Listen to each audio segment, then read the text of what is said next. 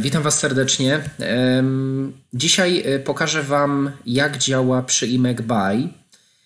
Pokażę Wam również, jak można wyrażać emocje, co jest na załączonym obrazku. Ale zanim to zrobię, chciałbym też przeprosić przede wszystkim, ponieważ wiele osób mi się pyta: Maciek, co się dzieje z YouTube'em, czemu nie zamieszczasz, bo już tam miesiąc chyba jest. No, dzieje się tak dlatego, ponieważ jakby staram się ukończyć kurs, o którym gdzieś tam już mówiłem. I jest to kurs, no tym razem angielskie myślenie, czyli połączenie polskiego i angielskiego. To jest to, co kiedyś sobie już tam gdzieś uroiłem w głowie. I co najważniejsze, ten kurs będzie bez słownictwa i bez gramatyki absolutnie. Więc to wyrzucamy, wprowadzamy angielskie myślenie. Jeżeli ktoś będzie zainteresowany, można do mnie pisać, o wszystkim powiem. No a teraz możemy przechodzić do rzeczy. Napisałem sobie kilka tutaj przykładów. No i to, co dzisiaj powiem, część na pewno jest jasna, część być może nie. Zacznijmy sobie od pierwszej takiej rzeczy, którą tutaj mamy, czyli to was written by. To oznacza, że na przykład że to zostało napisane przez, to zostało wykonane przez, to zostało zaprogramowane przez i tak dalej. Więc to jest właśnie kontekst tego by w tym pierwszym zdaniu, w tej pierwszej kropce. Came to work by car. No to jest chyba standard. Po prostu poruszać się jakimiś pojazdami, czyli by car, by airplane, by bicycle. To właściwie może być wszystko. Każdy środek transportu tutaj działa. Następna rzecz to jest let me hold you by your hand, czyli to oznacza, że pozwól, że złapię cię za rękę.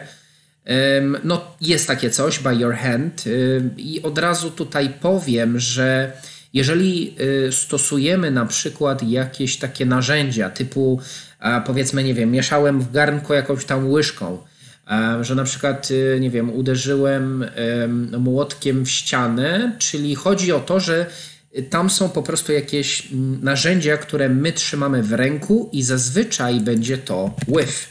Więc to jest tutaj na przykład, że powiedzmy, możemy powiedzieć I hit the wall with na przykład no jakimś tam a hammer, czyli I hit the wall with a hammer. Ale jeśli chodzi o jakieś takie części ciała, czyli na przykład by your hand, czy coś takiego, to wtedy już mamy trochę inaczej, ponieważ my nie trzymamy tej ręki kogoś i czy ją uderzamy, czy coś takiego. Bardzo dziwnie to brzmi. Więc no, tu jest różnica jakby między tym by i with. He held her by her arm. Ok, to jest właściwie to samo, więc wszystko jest ok, tylko tutaj mamy dodany po prostu przyjmek jako trzymał ją za jej dłoń. Tak naprawdę możemy przecież też napisać, że he held her arm, czyli on jakby trzymał jej rękę, arm, czyli to jest to samo. Możemy właściwie napisać, znaczy powiedzieć by, ale również może być w ten sposób. Następna rzecz to time flies by, moves by, goes by. By oznacza, że na przykład tutaj mamy czas przemija. Czyli by to jest takie poruszanie się, czyli time flies by oznacza, że po prostu czas przemija. Time moves by albo car moves by, czyli oznacza, że auta przejeżdżają na przykład gdzieś tam po ulicy. Też mamy takie wyrażenie jak time goes by, czyli po prostu, że czas sobie leci. Więc też w takiej formie możemy stosować by, że coś przemija po prostu. By Friday. By Friday oznacza, że do piątku, czyli na przykład let's meet, na przykład we should meet by Friday, czyli powinniśmy się spotkać do piątku. Tak samo będzie do godziny 5, czyli by 5 czy coś takiego, to też jest ok. No i dla przypomnienia wiadomo, jeżeli powiemy at 5, no to jest o godzinie 5. Jeżeli powiemy by 5%, czyli to oznacza, że o 5%, czyli na przykład no jeżeli coś tam urosło, możemy sobie zrobić tutaj takie zdanie, czyli na przykład to urosło, już tam nie wspominając o żadnych jakichś wskaźnikach, czyli it increased, czyli to urosło by 5%, czyli chodzi o to, że po prostu urosło o 5%.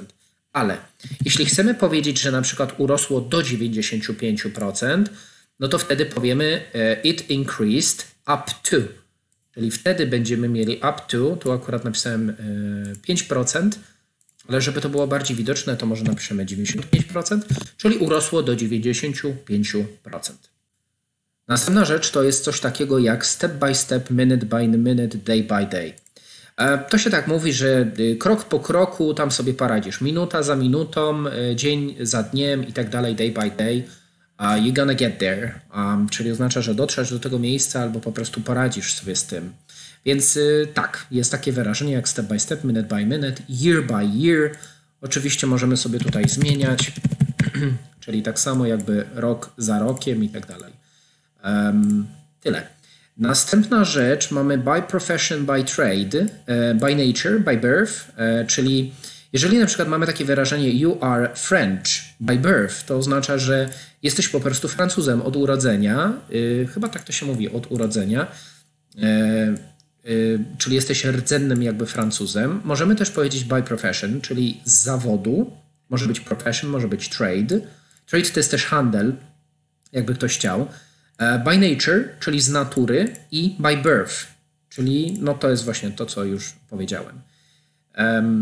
Później mamy coś takiego jak divide number 8 by 2, czyli oznacza, że podzielić numer 8, numer, bardziej cyfrę, tak, czyli będzie jakiś tam digit może, jak już tak idziemy, czyli podzielić cyfrę 8 przez 2.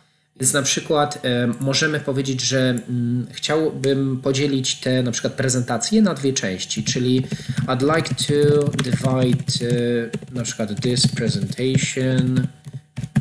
Możemy oczywiście powiedzieć into, na przykład 2 points i wtedy sobie coś dzielimy.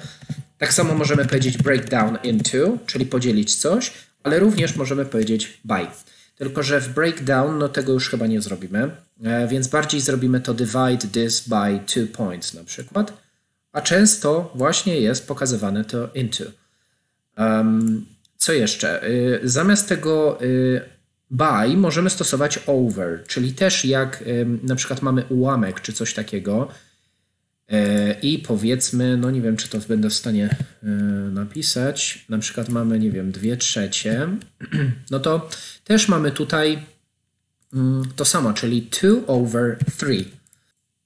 Na przykład 2/3, czyli 2/3 i tak dalej, ale takie coś jakby over też jest ok. Następna rzecz to jest by yourself, czyli, może jeszcze tutaj zaznaczę, tak i tak, ok. No jeszcze mamy by Friday i by tyle, dobra. By yourself, czyli oznacza, że po prostu no, zrobić coś samodzielnie. Możemy powiedzieć I did it myself, czyli ja wykonałem to samodzielnie, albo możemy sobie dodać ten by, czyli I did it by myself i to też jest w porządku.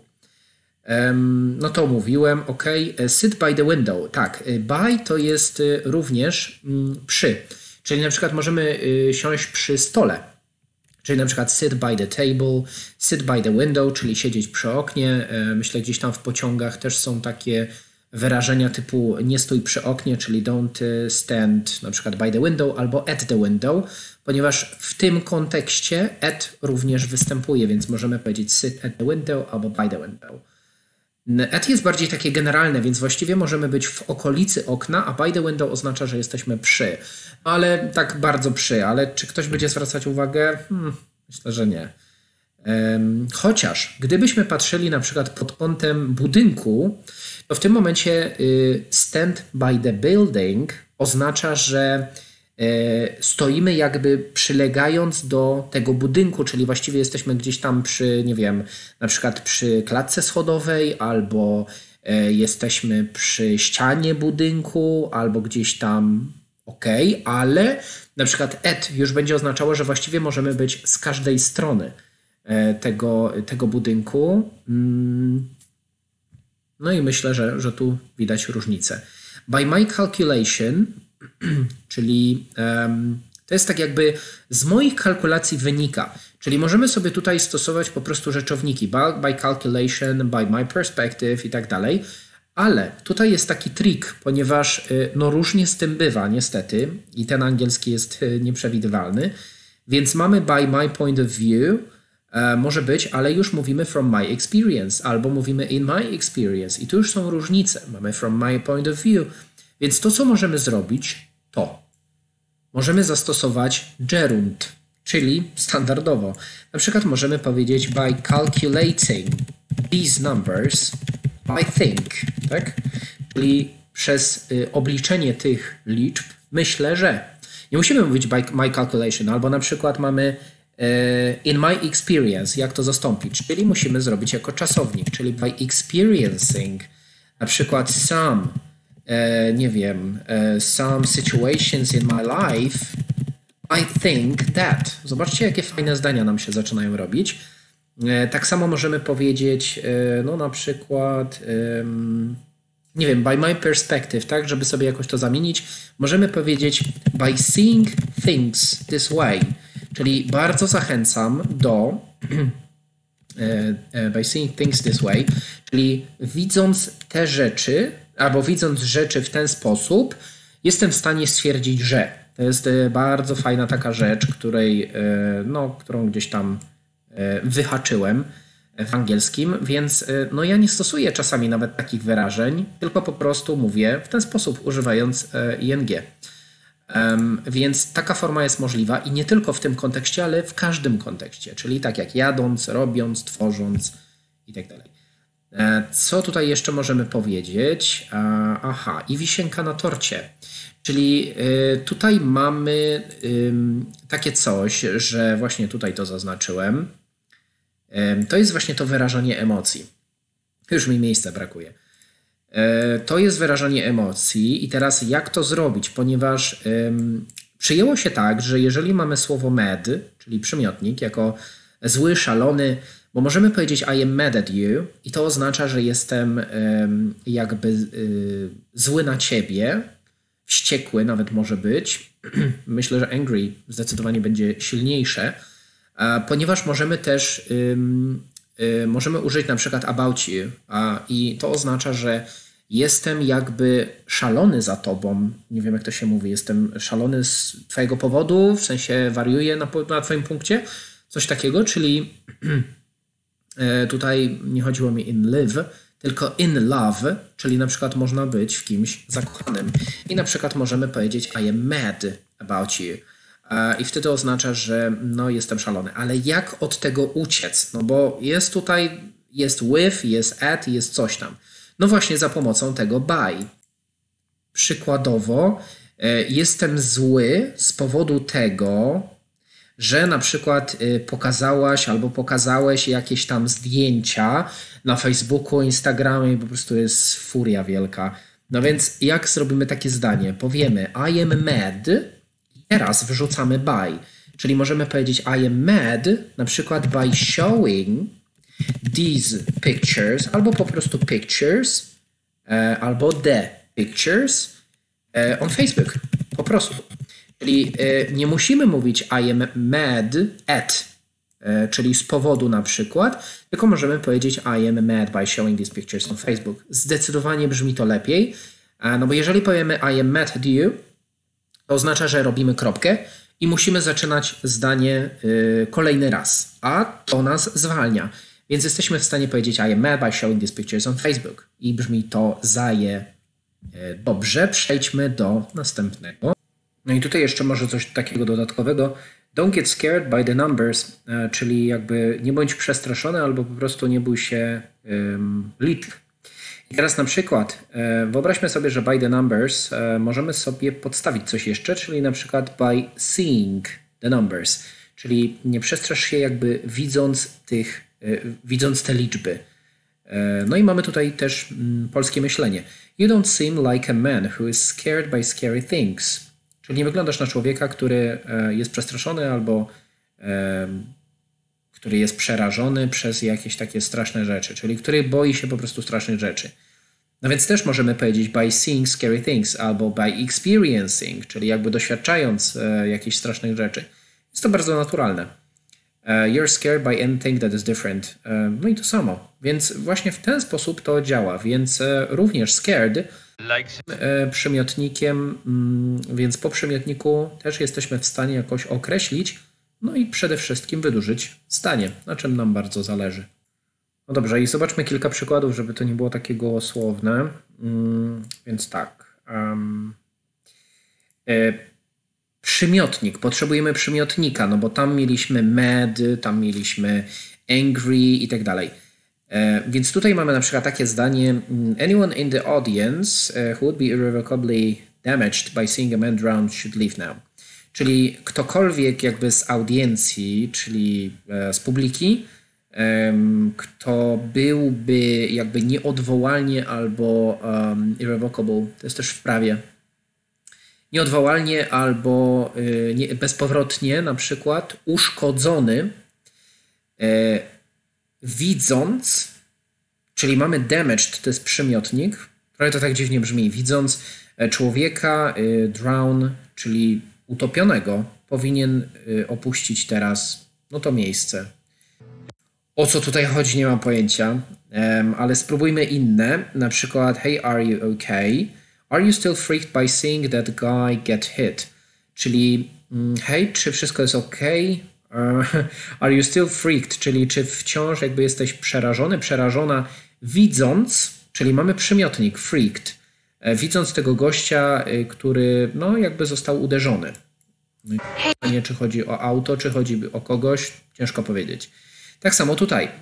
They're just little kids, czyli oni są po prostu małymi dzieciakami. They will be afraid, czyli będą przerażeni albo będą się bali, widząc człowieka bez uszu. Strasznie jakieś dziwne przykłady, ale mamy jakby przymiotnik, więc możemy w ten sposób wyrażać emocje. I teraz spójrzmy na to trochę szerzej, ponieważ jeżeli mamy was written by, to oznacza został napisany, czy tam zrobiony przez kogoś, stworzony, zaprojektowany i tak dalej. Jeżeli będziemy w stanie właśnie użyć tego by calculating, by experiencing, by seeing i tak dalej, no to ale na przykład mamy coś takiego jak came to work by car. I powiedzmy, że my chcemy powiedzieć przyszedłem do pracy, jakby za pomocą auta, ale brakuje nam tu czasownika i właśnie to, co będziemy robić, to możemy sobie wrzucić tutaj driving. I wtedy na przykład możemy powiedzieć by driving a car, czyli zobaczcie, jak nam się myślenie zmienia, czyli zamiast driving a car, zamiast car, możemy sobie zastąpić by driving a car. Na przykład, w każdej sytuacji, jeżeli mamy tutaj let me hold you by your hand, to mamy pozwól, że złapię cię za rękę, ale możemy powiedzieć pozwól, że złapię cię, na przykład widząc, co robisz, albo nie wiem, na przykład let me hold you by seeing what I experience, czy coś takiego, what I see i tak dalej. Naprawdę możemy w tym kombinować. Oczywiście, tak jak mówię, byle nie wypaść z kontekstu. Co jeszcze możemy? Czyli tutaj jeszcze ostatnia taka właściwie rzecz. Zamiast tego by, oczywiście możemy skreślić to by. Czyli nie musimy mówić by, ale możemy sobie nie mówić. Czyli na przykład możemy tutaj I am mad by showing these pictures on Facebook. Oczywiście tam możemy dodać because of you, czy coś takiego, jakieś dodatki, ale również możemy skreślić to. I to będzie to samo, czyli powiemy I am mad showing these pictures on Facebook. I to jest to, co chciałem dzisiaj przekazać. Więc przyjmek by, którym jesteśmy w stanie naprawdę wiele zrobić i przede wszystkim rozciągnąć zdanie, bo na tym nam zależy, ucząc się angielskiego i chcąc mówić dużo i poprawnie. Tyle na dziś. Bardzo dziękuję. Jeszcze raz sorry za tę przerwę. Postaram się robić to częściej. Do zobaczenia. Trzymajcie się. Hej!